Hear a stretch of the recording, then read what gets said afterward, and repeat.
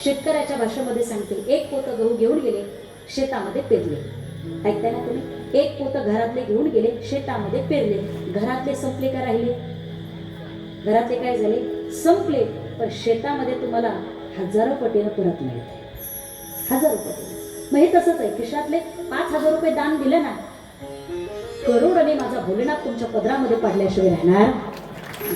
हे तुला फक्त तुम्ही त्याचं ब्रीद आहे, घेसी तेव्हा पहिल्यांदा घेतो आणि मग देतो. घेसी तेव्हा देशी, घेशी तेव्हा देशी. देशी म्हणजे